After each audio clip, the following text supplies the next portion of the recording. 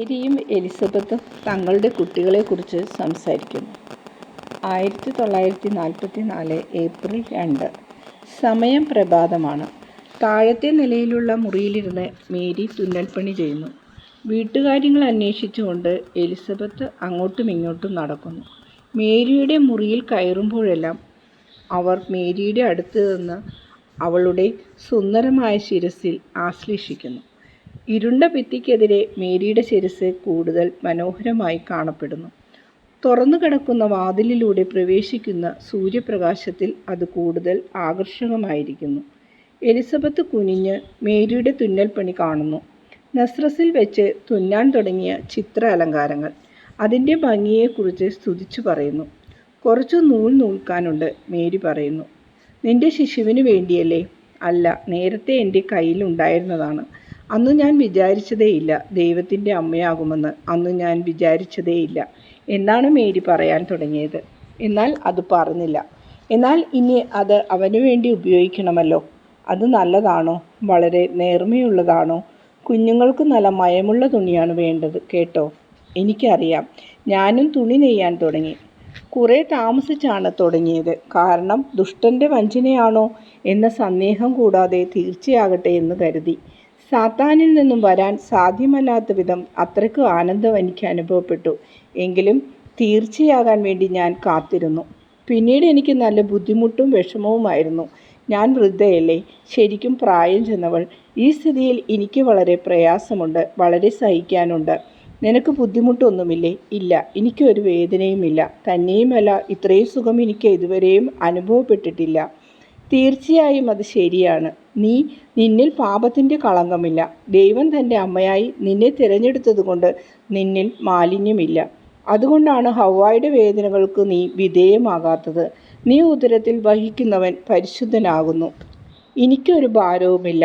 എൻ്റെ ഹൃദയത്തിന് ചിറകുകൾ വെച്ചാൽ എന്നതുപോലെ സന്തോഷമാണ്.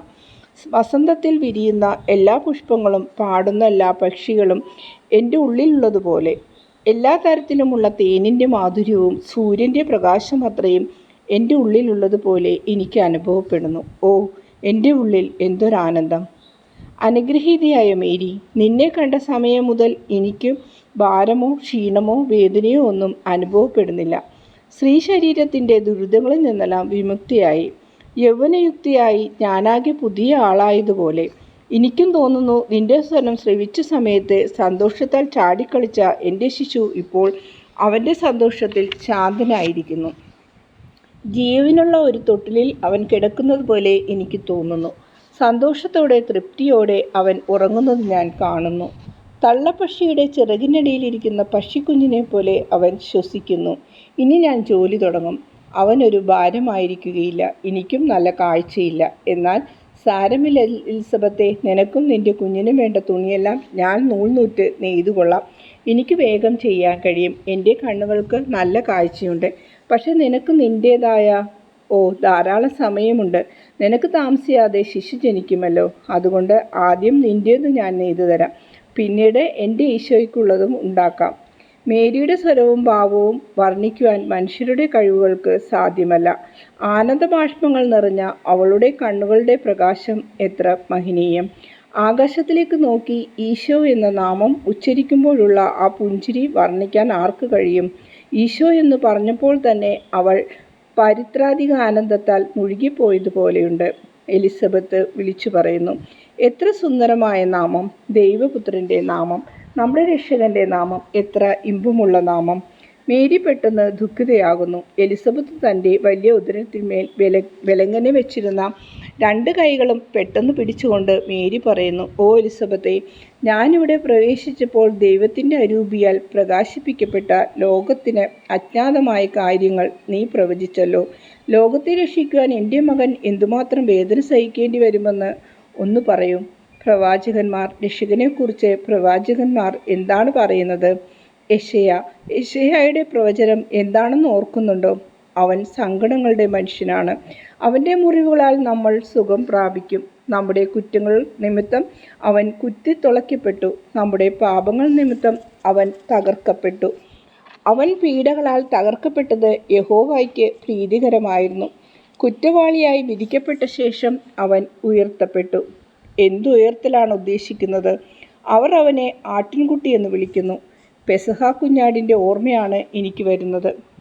മോശയുടെ ആട്ടിൻകുട്ടിയോടും മോശ കുരിശിന്മേൽ ഉയർത്തിയ സർപ്പത്തോടും അവനെ ബന്ധപ്പെടുത്തിയാണ് ഞാൻ ചിന്തിക്കുന്നത്. എലിസബത്തെ, എൻ്റെ കുഞ്ഞിനോട് അവർ എന്താണ് ചെയ്യാൻ പോകുന്നത്? ലോകത്തെ രക്ഷിക്കാൻ വേണ്ടി അവൻ എന്തെല്ലാം പീഡനങ്ങളാണ് സഹിക്കേണ്ടത്? മേരി കരയുന്നു. എലിസബത്ത് മേരിയെ ആശ്വസിപ്പിക്കുന്നു. മേരി, കരയാതിരിക്കൂ. അവൻ നിന്റെ പുത്രനാണ്. എന്നാൽ അവൻ ദൈവത്തിൻ്റെയും പുത്രനാണ്. ദൈവം തൻ്റെ പുത്രൻ്റെ കാര്യങ്ങൾ നോക്കിക്കൊള്ളും. അവൻ്റെ അമ്മയായ നിന്നെയും കാത്തുകൊള്ളും. വളരെ പേർ അവനോട് ക്രൂരത കാട്ടുമെങ്കിൽ എത്രയധികം ആളുകൾ അവനെ സ്നേഹിക്കും.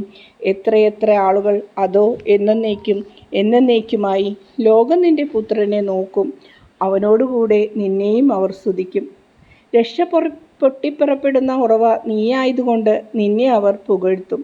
നിന്റെ പുത്രൻ്റെ ഭാഗധേയം സൃഷ്ടിക്കപ്പെട്ട സകലത്തിൻ്റെയും അധിപനായ രാജാവായി അവൻ ഉയർത്തപ്പെടും. അതേക്കുറിച്ചൊന്ന് ചിന്തിക്കൂ മേരി. അവൻ രാജാവാകും. കാരണം അവൻ സൃഷ്ടലോകത്തെ മുഴുവൻ ഉദ്ധരിക്കും. അവൻ സകലത്തിൻ്റെയും രാജാവായിരിക്കും. ലോകത്തിൽ അതിൻ്റെ അന്ത്യം വരെ അവൻ സ്നേഹിക്കപ്പെടും. എൻ്റെ മകൻ നിന്റെ പുത്രൻ്റെ മുന്നോടിയായിരിക്കും. അവൻ നിന്റെ പുത്രനെ സ്നേഹിക്കും. ദൈവദൂതൻ സക്രിയാസിനോട് അങ്ങനെ പറഞ്ഞു. സക്രിയാസ് അത് എഴുതി എന്നെ കാണിച്ചു. എൻ്റെ സക്രിയാസിനെ ഊമനായിട്ട് കാണുന്നത് എന്തു വേദനയാണ്! എന്നാൽ ശിശു ജനിച്ചു കഴിയുമ്പോൾ ഈ ശിക്ഷയിൽ നിന്ന് അവൻ വിമുക്തനാക്കപ്പെടും എന്ന് ഞാൻ പ്രതീക്ഷിക്കുന്നു. നീയും പ്രാർത്ഥിക്കണം. ദൈവശക്തിയുടെ സിംഹാസനം നീയാണല്ലോ. ലോകത്തിൻ്റെ സന്തോഷകാരണവും നീയാണല്ലോ. ഈ അനുഗ്രഹത്തിനായി എല്ലാം ഞാൻ കർത്താവിന് കാഴ്ച അർപ്പിക്കുന്നു. എൻ്റെ കഴിവ് മുഴുവൻ ഉപയോഗിച്ച് അർപ്പിക്കുന്നു.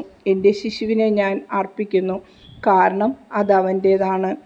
എന്നെ അമ്മ എന്ന് വിളിക്കുന്നതിൻ്റെ സന്തോഷം എനിക്ക് നൽകുവാനായി ഈ ശിശുവിനെ കുറച്ചു കാലത്തേക്ക് തരുന്നു എന്നു മാത്രമേയുള്ളൂ. ദൈവം എനിക്ക് ചെയ്ത നന്മകളുടെ ഒരു സാക്ഷ്യമാണ് ഈ ശിശു. അവൻ്റെ പേർ ജോൺ എന്നായിരിക്കും. അവൻ ഒരു കൃപയല്ലേ? ദൈവം ആ കൃപ എനിക്ക് നൽകിയതാണല്ലോ. ദൈവം തീർച്ചയായും ആ കൃപ നിനക്ക് നൽകും. ഞാൻ പ്രാർത്ഥിക്കാം. ഞാൻ നിൻ്റെ കൂടെ. അവനെ മൂകനായി കാണുമ്പോൾ എനിക്ക് എന്തു വേദനയാണ്! ഇത് പറഞ്ഞ് എലിസബത്ത് കരയുന്നു. എന്നോട് സംസാരിക്കാൻ സാധിക്കാതെ ഓരോന്നും എഴുതി കാണിക്കുമ്പോൾ പർവ്വതങ്ങളും സമുദ്രങ്ങളും ഇടയ്ക്കുള്ളതുപോലെയുള്ള അകൽച്ചയാണ് ഞങ്ങൾക്കിടയിലുള്ളത് എന്ന് തോന്നുന്നു. അനേകം വർഷങ്ങളിലെ മാധുര്യമേറിയ സംഭാഷണങ്ങൾ കഴിഞ്ഞ് ഇപ്പോൾ എൻ്റെ സക്രിയാസിൻ്റെ അധരങ്ങളിൽ മൗനം മാത്രം കാണുമ്പോൾ ഞാൻ എന്തുമാത്രം സഹിക്കുന്നു. പ്രത്യേകിച്ച് ഈ സമയത്ത് ജനിക്കാൻ പോകുന്ന ശിശുവിനെക്കുറിച്ച് സംസാരിക്കുന്നത് എത്ര സന്തോഷപ്രദമാകുമായിരുന്നു. എന്നോട് മറുപടി പറയാൻ വേണ്ട ആംഗ്യങ്ങൾ കാണിച്ച് വിഷമിക്കുന്നത് കാണാതിരിക്കാൻ ഞാൻ പലപ്പോഴും സംസാരം വേണ്ടെന്ന് വയ്ക്കുന്നുണ്ട്. ഞാൻ എത്രമാത്രം കരഞ്ഞിട്ടുണ്ട്. നിന്നെ ഒന്ന് കണ്ടിരുന്നെങ്കിൽ എന്ന് ഞാൻ എത്രമാത്രം ആഗ്രഹിച്ചു. ഗ്രാമത്തിലുള്ള ആളുകളെല്ലാം നോക്കിക്കൊണ്ട് വിമർശിക്കുന്നു. ലോകത്തിൻ്റെ ഗതി അതാണ്. എന്നാൽ ഒരു വേദനയോ സന്തോഷമോ ഉള്ളപ്പോൾ വിമർശനമല്ല വേണ്ടത്, അത് മനസ്സിലാക്കുന്നവരെയാണ് വേണ്ടത്. എന്നാൽ ഇപ്പോൾ എൻ്റെ ജീവിതം വളരെ മെച്ചപ്പെട്ടതായി എനിക്ക് അനുഭവപ്പെടുന്നു. നീ ഇവിടെ വന്നത് മുതൽ എനിക്ക് സന്തോഷം അനുഭവപ്പെടുന്നു. എൻ്റെ പരീക്ഷണം അവസാനിക്കാൻ പോകുന്നെന്നും വേഗത്തിൽ എനിക്ക് പൂർണ്ണ സന്തോഷമുണ്ടാകുമെന്നും ഞാൻ പ്രതീക്ഷിക്കുന്നു. ഞാൻ പറയുന്നത് ശരിയല്ലേ? എൻ്റെ മനസ്സിനെ ഞാൻ എല്ലാറ്റിലും വിധേയമാക്കുന്നു. ദൈവം എൻ്റെ ഭർത്താവിനോട് ക്ഷമിച്ചെങ്കിൽ മതിയായിരുന്നു. അദ്ദേഹം പ്രാർത്ഥിക്കുന്നത് ഒന്നുകൂടെ കേൾക്കാൻ എനിക്കിടയായെങ്കിൽ. മേരി എലിസബത്തിനെ തലോടുകയും ആശ്വസിപ്പിക്കുകയും ചെയ്യുന്നു. അവളുടെ ശ്രദ്ധ മാറ്റുന്നതിന് തോട്ടത്തിലേക്കിറങ്ങി സ്വല്പം വെയിൽ കൊണ്ട് നടക്കാനായി ക്ഷണിക്കുന്നു. വളരെ കാര്യമായി സംരക്ഷിക്കപ്പെട്ട മുന്തിരിപ്പന്തലിനിടയിലൂടെ നടന്ന് ഒരു പഴയ ഗ്രാമീണ ഗോപുരത്തിനടുത്തെത്തി. അതിൻ്റെ അറകളിൽ പ്രാവുകൾ കൂടുകൂട്ടിയിരിക്കുന്നു. മേരി കുറേ ധാന്യം അവർക്ക് വിതറിക്കൊടുക്കുന്നു. പ്രാക്കളെല്ലാം കുറുകിക്കൊണ്ട് ചിറകടിച്ചു പറന്ന് മേരിയുടെ ചുറ്റും കൂടുന്നു. അവൾ ചിരിച്ചുകൊണ്ട് ധാന്യം വിതറുന്നു. അവ മേരിയുടെ തോളിലും തലയിലും കരങ്ങളിലും ഇരിക്കുന്നു. അവരുടെ റോസ് നിറമുള്ള ചുണ്ടുകൊണ്ട് ധാന്യം തട്ടിപ്പറിക്കുന്നു. ചിലത് മേരിയുടെ റോസ് നിറമുള്ള അധരങ്ങളെയും മനോഹരമായ പല്ലുകളെയും കൊത്തി വികൃതി കാണിച്ച് രസിപ്പിക്കുന്നു. അവയുടെ സ്വാഭാവികമായ അത്യാഗ്രഹം കൊണ്ടുള്ള ഈ കൗതുകകരമായ മത്സരത്തിൽ സന്തോഷവതിയായ മേരി ചാക്കിൽ നിന്നും വീണ്ടും ധാന്യമെടുത്ത് വിതറുന്നു. നിന്നോട് അവയ്ക്ക് എന്തിഷ്ടമാണ്? എലിസബത്ത് പറയുന്നു. നീ ഇവിടെ വന്നിട്ട് കുറച്ച് ദിവസങ്ങളല്ലേ ആയിട്ടുള്ളൂ. എന്നിട്ടും എന്നും അവരെ അന്വേഷിക്കുന്ന എന്നോടുള്ളതിൽ കൂടുതൽ സ്നേഹം അവയ്ക്ക് നിന്നോടുണ്ട്. അവർ വീണ്ടും നടന്ന് വൃക്ഷത്തോട്ടത്തിൻ്റെ ഒരറ്റത്ത് വേലി കെട്ടി തിരിച്ചിരിക്കുന്ന ഒരു സ്ഥലത്തെത്തുന്നു. അതിനുള്ളിൽ 10-20 കോലാടുകളും അവയുടെ കുട്ടികളുമാണുള്ളത്. അവിടെ നിൽക്കുന്ന ഒരിടയ ചെറുക്കനെ തലോടിക്കൊണ്ട് മേരി ചോദിക്കുന്നു, മേച്ചിൽ സ്ഥലത്തു നിന്നും നീ തിരിച്ചു വന്നതാണോ? അതെ, വീട്ടിലേക്ക് പോയിക്കൊള്ളൂ എന്ന് അപ്പൻ പറഞ്ഞു. കാരണം മഴ പെയ്യാൻ പോകുന്നു. ചില ആടുകൾ പ്രസവിക്കാറായവയാണ്. അവയ്ക്ക് ഉണങ്ങിയ മരുന്ന് ചെടികളുടെ ഇലകളും വൈക്കോലും ഇട്ടുകൊടുക്കണം. അതാ അപ്പൻ വരുന്നു. ഇങ്ങനെ പറഞ്ഞുകൊണ്ട് കാടിൻ്റെ ഭാഗത്തേക്ക് ചൂണ്ടിക്കാണിക്കുന്നു. ആ ഭാഗത്തു നിന്നും വിറയലോടെ കരയുന്ന ആടിൻ്റെ ശബ്ദം കേൾക്കാം. തന്നെ തൊട്ടുരുമിയ ഒരാട്ടിൻകുട്ടിയെ മേരി തലോടുന്നു. നല്ല ഓമനത്വമുള്ള ആട്ടിൻകുട്ടി. ഇടയബാലൻ കൊടുത്ത കുറച്ച് പുതിയ പാൽ മേരിയും എലിസബത്തും കുടിക്കുന്നു. ഇടയനും ആടുകളും വന്നു ചേർന്നു. ഒരു കരടിയുടേതുപോലെ ദേഹം മുഴുവൻ രോമമുള്ള ഇടയൻ. പക്ഷേ അയാൾ നല്ല മനുഷ്യനാണ്. കാരണം കരയുന്ന ആടിനെ അയാൾ തോളിൽ വഹിച്ചുകൊണ്ടാണ് വരുന്നത്. ആടിനെ സാവധാനം താഴെ നിർത്തിയ ശേഷം അയാൾ പറയുന്നു, അവൾക്ക് കുട്ടി ഉണ്ടാകാറായി, നടക്കാൻ ബുദ്ധിമുട്ടാണ്. അതുകൊണ്ട് അവളെ വേഗം ഇവിടെ എത്തിക്കാൻ തോളിലെത്തിയതാണ്. വലിഞ്ഞു വലിഞ്ഞു നടക്കുന്ന ആടിനെ ഇടയബാലൻ ആലയിലേക്ക് നയിക്കുന്നു. മേരി ഒരു കല്ലിന്മേൽ ഇരുന്ന് ആട്ടിൻകുട്ടികളും ആടുകളുമായി കളിക്കുന്നു. അവയ്ക്ക് ക്ലോവറിൻ്റെ പൂക്കൾ വെച്ചു നീട്ടിക്കൊടുക്കുന്നു. കറുപ്പും വെള്ളയും കലർന്ന ഒരു ആട്ടിൻകുട്ടി അതിൻ്റെ കാലുകൾ മേരിയുടെ തോളിൽ വെച്ചുകൊണ്ട് മുടിയിൽ മണത്തു നോക്കുന്നു. ഇത് റൊട്ടിയല്ല, നാളെ കുറേ കഷ്ണങ്ങൾ കൊണ്ടുതരാം, ഇപ്പോൾ നല്ല കുട്ടിയായിരിക്കൂ എന്ന് പറഞ്ഞ് മേരി ചിരിക്കുന്നു. അപ്പോഴേക്കും സന്തോഷവതിയായി കഴിഞ്ഞിരുന്ന എലിസബത്തും ചിരിക്കുന്നു. മുന്തിരിപ്പന്തലിനിടയിലിരുന്ന് നൂൽ നൂൽക്കുന്ന മേരിയെ ഞാൻ കാണുന്നു. മുന്തിരിക്കായകൾ കൂടുതൽ വലുതായിട്ടുണ്ട്. ആപ്പിൾ പഴുക്കാൻ തുടങ്ങി. അത്തിമരത്തിൻ്റെ പൂക്കളിൽ തേനീച്ച മൂളിപ്പറക്കുന്നു. എലിസബത്ത് കൂടുതൽ ശക്തി ആർജിച്ചതായി കാണപ്പെടുന്നു. ഭാരം വഹിച്ചുകൊണ്ട് നടക്കുന്നു. മേരി സ്നേഹപൂർവ്വം ശ്രദ്ധിച്ചു നോക്കുന്നു. മേരിയുടെ പാർശ്വങ്ങളും കുറെ വികസിച്ച് ഉരുണ്ടു കാണപ്പെടുന്നു. റാട്ടുസൂചി വീണുരുണ്ടുപോയതെടുക്കാൻ എഴുന്നേറ്റപ്പോൾ അത് ശരിക്കും കാണാം. അവളുടെ മുഖഭാവവും മാറിയിട്ടുണ്ട്. നേരത്തെ അവൾ ഒരു പെൺകുട്ടിയായിരുന്നു, ഇപ്പോൾ ഒരു സ്ത്രീയാണ്. മുഖഭാവത്തിന് കൂടുതൽ പക്വത വന്നിട്ടുണ്ട്. നേരം സന്ധ്യയായതുകൊണ്ട് രണ്ടുപേരും വീടിനുള്ളിലേക്ക് കയറുന്നു. മുറികളിൽ വിളക്കുകൾ കത്തിച്ചിട്ടുണ്ട്. അത്താഴത്തിന് കാത്തിരിക്കുന്ന സമയത്ത് മേരി നെയ്തു തുടങ്ങുന്നു. തറയിലേക്ക് ചൂണ്ടിക്കാണിച്ചുകൊണ്ട് നിനക്കൊരു മടുപ്പുമില്ലേ എന്ന് എലിസബത്ത് ചോദിക്കുന്നു. ഒട്ടുമില്ല. അതേക്കുറിച്ച് സംശയിക്കേ വേണ്ട. ഈ ചൂട് കൊണ്ട് ഞാൻ തളർന്നു പോകുന്നു. എനിക്ക് വേദനയൊന്നുമില്ലായിരുന്നു, പക്ഷേ ഈ ഭാരം എൻ്റെ വൃക്കകൾക്ക് താങ്ങാൻ പറ്റുന്നില്ല. ധൈര്യമായിരിക്കൂ, ഉടനെ തന്നെ സ്വാതന്ത്ര്യമാകുകയില്ലേ? അപ്പോൾ എത്ര സന്തോഷമായിരിക്കും. ഒരമ്മയാകാൻ ഞാൻ ആഗ്രഹിക്കുന്നു. എൻ്റെ ശിശു, എൻ്റെ ഈശോ, എൻ്റെ കുഞ്ഞ് എങ്ങനെയായിരിക്കും? നിന്നെപ്പോലെ സൗന്ദര്യമുള്ളവനായിരിക്കും മേരി? ഓ, ഒരിക്കലുമല്ല. കൂടുതൽ സുന്ദരനായിരിക്കും. ദൈവത്തിൻ്റെ പുത്രനല്ലേ? ഞാൻ അങ്ങേ ദാസി മാത്രം. ഞാൻ വിചാരിച്ചത് യേശുവിൻ്റെ നിറം എന്തായിരിക്കുമെന്നൊക്കെയാണ്. വെളുത്തതോ അല്പം ഇരുണ്ടതോ? അവൻ്റെ കണ്ണുകൾ തെളിവുള്ള ആകാശം പോലെയോ അതോ മലമുകളിൽ ജീവിക്കുന്ന മാനിൻ്റെ കണ്ണുപോലെയോ? ഒരു കെരൂബിനേക്കാൾ സുന്ദരനായിരിക്കും അവൻ എന്ന് ഞാൻ വിചാരിക്കുന്നു. ചുരുണ്ട് സ്വർണ്ണ നിറമുള്ള മുടിയും നക്ഷത്രങ്ങൾ ചക്രവാളത്തിൽ ഒളിഞ്ഞു നോക്കുന്ന സമയത്ത് ലീലാക്കടൽ എങ്ങനെയോ അതേമാതിരിയുള്ള നീലക്കണ്ണുകളും വിളഞ്ഞ മാതളപ്പഴം വെയിലേറ്റ് പൊട്ടുമ്പോൾ എത്ര ചുമപ്പ് നിറമുണ്ടോ അതുപോലെ ചുമന്ന അതിരങ്ങളുമായിരിക്കും അവൻ്റേത്. ഈ ഇളം റോസ് നിറത്തിലുള്ള റോസാപ്പൂവിൻ്റെ നിറമായിരിക്കും അവൻ്റെ കവിളുകൾക്ക്. ഒരു ലില്ലിപ്പൂവിൻ്റെ ദളങ്ങൾക്കുള്ളിൽ ഒതുങ്ങുന്നതായിരിക്കും അവൻ്റെ ചെറുകരങ്ങൾ. അവൻ്റെ ചെറുപാദങ്ങൾ എൻ്റെ ഉള്ളം കൈയിൽ എനിക്ക് പിടിക്കാൻ കഴിയത്തക്ക വിധം അത്ര ചെറുതും മൃദുലവുമായിരിക്കും അത്. അവനെക്കുറിച്ചുള്ള എൻ്റെ ആഗ്രഹങ്ങളെല്ലാം ഞാൻ പ്രകൃതിയിൽ നിന്നും പഠിച്ചവയാണ്. പ്രകൃതിയിലെ സുന്ദരമായ കാഴ്ചകൾ എന്നെ പ്രചോദിപ്പിക്കുന്നതാണ്. അവൻ്റെ ശബ്ദം എനിക്ക് കേൾക്കാം. അവൻ കരയുമ്പോൾ, വിശക്കുമ്പോഴും ഉറക്കം വരുമ്പോഴും അവൻ അല്പം കരയും. അത് കേൾക്കുന്നത് അവൻ്റെ അമ്മയ്ക്ക് എന്ത് വേദനയായിരിക്കും! ഓരോ കരച്ചിലും അമ്മയുടെ ഹൃദയം തുളയ്ക്കുന്ന വേദനയായിരിക്കും. അവൻ കരയുമ്പോൾ ഒരാട്ടിൻകുട്ടിയുടെ കരച്ചിൽ പോലെ. ജനിച്ചിട്ട് ഏതാനും മണിക്കൂറുകൾ മാത്രമായ ആട്ടിൻകുട്ടി അമ്മയുടെ പാലും ചൂടും ആഗ്രഹിച്ച് അതിനായി കരയുന്നത് പോലെ. അവൻ ചിരിക്കുമ്പോൾ അവനെ സ്നേഹിക്കുന്ന അവൻ്റെ അമ്മയുടെ ഹൃദയത്തിൽ സ്വർഗം നിറഞ്ഞു നിൽക്കും. കാരണം എനിക്ക് അവനെ ഒരു പ്രേമഭാജനത്തെ എന്ന പോലെ സ്നേഹിക്കാം. കാരണം അവൻ എൻ്റെ ദൈവമാണ്. സർവപ്രേമത്തോടു കൂടെ അവനെ സ്നേഹിക്കാം. അതെൻ്റെ കന്യത്വ സമർപ്പണത്തിന് വിരുദ്ധമാകുകയില്ല. അവൻ ചിരിക്കുമ്പോൾ അവൻ്റെ സ്വരം വയറു നിറഞ്ഞു തൃപ്തിയോടെ സുഖമായി സ്വന്തം കൂട്ടിലിരിക്കുന്ന ഒരു കുഞ്ഞു പ്രാവിൻ്റെ കൂജനം പോലെ ഇരിക്കും. ആദ്യ ചുവടുകൾ വയ്ക്കുമ്പോൾ അവൻ എങ്ങനെയായിരിക്കുമെന്ന് ഞാൻ ചിന്തിക്കുകയാണ്. പൂക്കൾ നിറഞ്ഞ ഒരു പുൽത്തകിടിയിൽ ചാടിച്ചാടി നടക്കുന്ന ഒരു കുഞ്ഞു പക്ഷിയെ പോലെ ആയിരിക്കും അവൻ. പുൽത്തകിടി അവൻ്റെ അമ്മയുടെ ഹൃദയമായിരിക്കും. ആ ഹൃദയം അവൾ റോസ് നിറമുള്ള ഒരു കുഞ്ഞു കാലുകൾക്കിടയിൽ വെച്ചു കൊടുക്കും. അവൻ്റെ കാലിന് വേദന വരുത്തുന്ന ഒന്നിലും അവൻ ചവിട്ടാതിരിക്കട്ടെ. ഓ എൻ്റെ മകനെ ഞാൻ എത്രമാത്രം സ്നേഹിക്കും. ജോസഫും അവനെ സ്നേഹിക്കും. എന്നാൽ ജോസഫിനോട് നീ പറയണം. മേരിയുടെ മുഖം ഇരുളുന്നു. അവൾ നെടുനിശ്വാസം ഉതിർക്കുന്നു. ശരി, ജോസഫിനോട് ഞാൻ പറയേണ്ടതാണ്. ഞാൻ വിചാരിക്കുന്നത് സ്വർഗത്തിൽ നിന്ന് അവൻ അറിയട്ടെ എന്നാണ്. കാരണം അത് പറയുന്നത് അത്രക്കും വിഷമകരമാണ്. എന്നാൽ ഞാൻ പറയട്ടെ, ജോണിൻ്റെ പരിച്ഛേദന കർമ്മത്തിന് ജോസഫിനെ ക്ഷണിക്കാം. വേണ്ട, ദൈവപുത്രൻ്റെ വളർത്തുപിതാവാകുവാനുള്ള ഭാഗധേയം അവനെ അറിയിക്കുന്ന കാര്യം ഞാൻ ദൈവത്തെ ഭരമേൽപ്പിച്ചിരിക്കുകയാണ്. ദൈവം തീർച്ചയായും അത് ചെയ്യും. അന്ന് സന്ധ്യയ്ക്ക് അരൂപി എന്നോട് പറഞ്ഞു, മൗനമായിരിക്കുക, നിന്നെ ന്യായീകരിക്കുന്ന കാര്യം എന്നെ ഭരമേൽപ്പിക്കുക. അവൻ അത് ചെയ്യും. ദൈവം ഒരിക്കലും കള്ളം പറയുകയില്ല. ഇതൊരു വലിയ പരീക്ഷണമാണ്. എന്നാൽ നിത്യനായ പിതാവിൻ്റെ സഹായത്താൽ അതിനെ ജയിക്കാൻ കഴിയും. ദൈവത്തിൻ്റെ കാരുണ്യം എന്നിൽ പ്രവർത്തിച്ചത് എൻ്റെ അധരങ്ങളിൽ നിന്ന് ആരും അറിയണ്ട. തീർച്ചയായും നിങ്ങൾ അതിൽ നിന്ന് ഒഴിവാക്കപ്പെടുന്നു. കാരണം അരൂപി അത് നിനക്ക് വെളിപ്പെടുത്തി. ഞാനിത് ആരോടും സക്രിയാസിനോട് പോലും പറഞ്ഞിട്ടില്ല. പറഞ്ഞിരുന്നെങ്കിൽ അദ്ദേഹത്തിന് വളരെ സന്തോഷമായേനെ.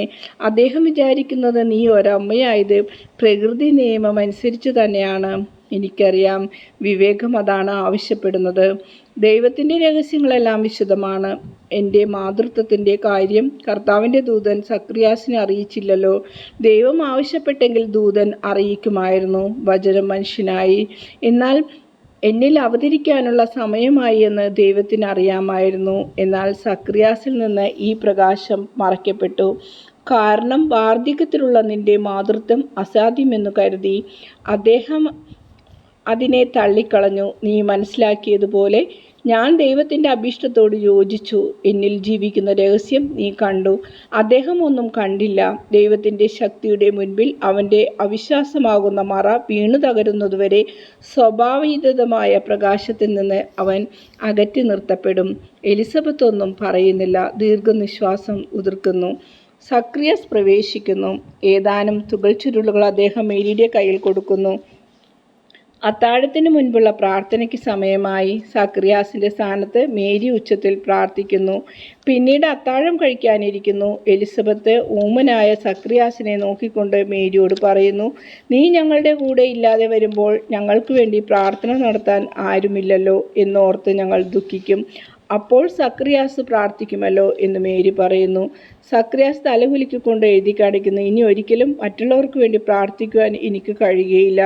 എൻ്റെ ദൈവത്തെ ഞാൻ സംശയിച്ചതുകൊണ്ട് അതിന് ഞാൻ അയോഗ്യനായി തീർന്നിരിക്കുന്നു.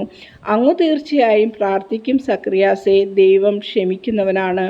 വയോധികനായ സക്രിയാസ് ഒരു തുള്ളി കണ്ണുനീർ തുടച്ചുകൊണ്ട് ദീർഘനിശ്വാസം ഉതിർക്കുന്നു. അത്താഴം കഴിഞ്ഞ് മേരി തറയുടെ അടുത്തേക്ക് പോകുന്നു. അത് മതി, നീ വളരെ ക്ഷീണിച്ചു പോകും, എലിസബത്ത് പറയുന്നു. നിന്റെ സമയം അടുത്തു വരുന്നു. എലിസബത്തെ, നിന്റെ ശിശുവിന് വസ്ത്രങ്ങൾ തയ്യാറാക്കുന്നതിനാണ് ദാവീദിന്റെ ഭവനത്തിൻ്റെ രാജാവിന് മുൻപേ മുന്നോടിയായി വരുന്നവന് ഉചിതമായ വസ്ത്രങ്ങൾ തയ്യാറാക്കേണ്ടതല്ലേ? സക്രിയാസ് എഴുതി ചോദിക്കുന്നു. ആരിൽ നിന്നാണ് അവൻ ജനിക്കുന്നത്? എവിടെയായിരിക്കും അവൻ്റെ ജനനം? മേരി മറുപടി പറയുന്നു, പ്രവാചകന്മാർ പറഞ്ഞ സ്ഥലത്ത് നിത്യപിതാവ് തിരഞ്ഞെടുക്കുന്ന ആളിൽ നിന്ന്. അത്യുന്നതനായ കർത്താവ് ചെയ്യുന്നതെല്ലാം നന്നായി തന്നെ ചെയ്യുന്നു.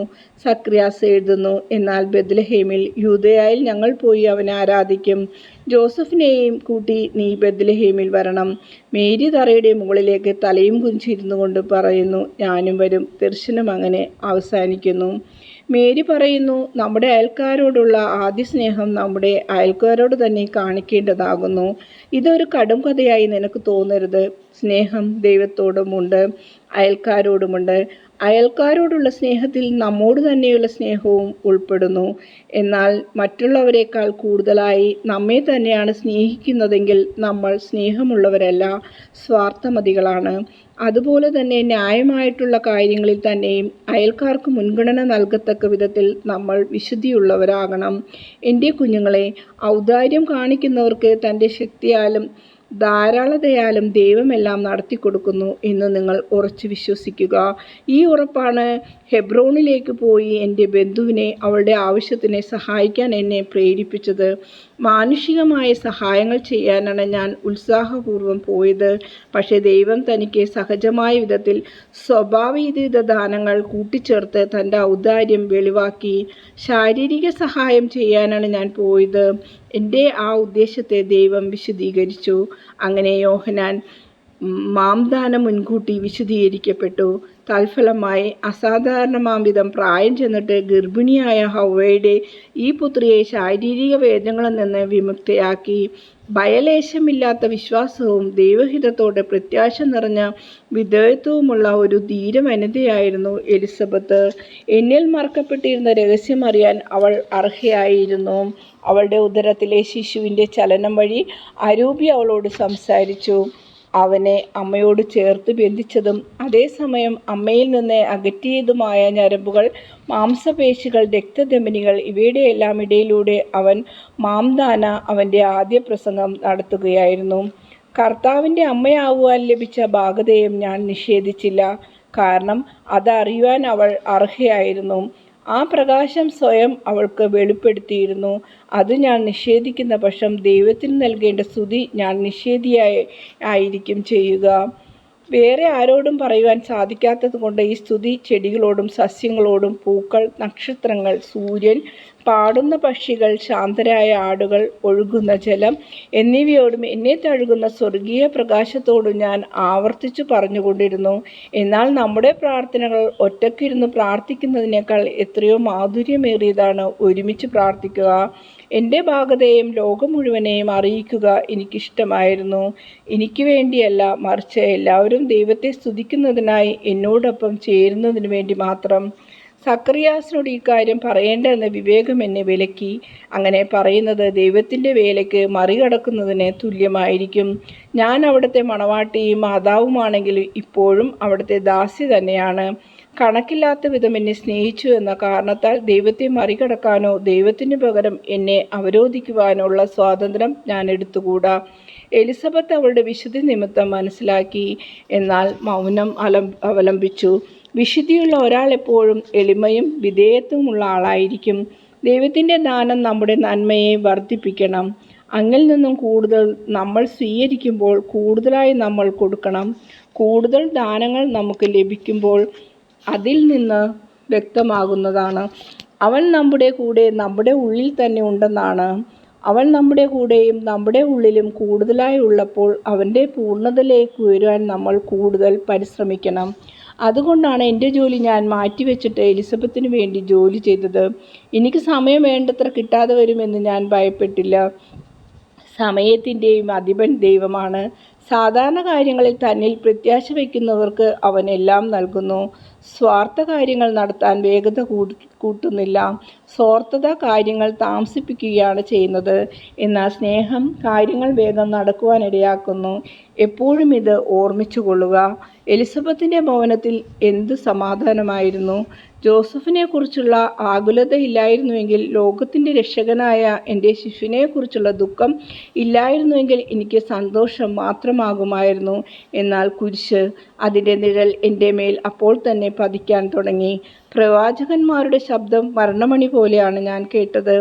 എൻ്റെ പേര് മേരി എന്നായിരുന്നു. ദൈവം എൻ്റെ ഹൃദയത്തിലേക്ക് ചൊരിഞ്ഞ മാധുര്യത്തോടൊപ്പം എല്ലായ്പ്പോഴും കയ്പും കലർന്നിരുന്നു. അത് എൻ്റെ പുത്രൻ്റെ മരണം വരെയും കൂടി വന്നിരുന്നു. എന്നാൽ മേരി, ദൈവം തൻ്റെ മഹത്വത്തിനായി നമ്മിൽ നിന്നും ബലിജീവിതം ആവശ്യപ്പെടുമ്പോൾ ധാന്യം തിരിക്കല്ലിൽ വെച്ച് പൊടിക്കുന്നത് പോലെ പൊടിക്കപ്പെടുന്നതിൽ മാധുര്യമുണ്ട്. നമ്മുടെ വേദന അപ്പമായി രൂപാന്തരപ്പെടുത്തി ബലഹീനരായവരെ ശക്തിപ്പെടുത്തി സ്വർഗത്തിലെത്തിക്കുവാൻ അതിന് കഴിയുന്നു. തൽക്കാലത്തേക്ക് ഇത് മതി. നീ ക്ഷീണിച്ചിരിക്കുന്നു. സന്തോഷമായിരിക്കുക. എൻ്റെ അനുഗ്രഹത്തോടെ നീ വിശ്രമിക്കുക.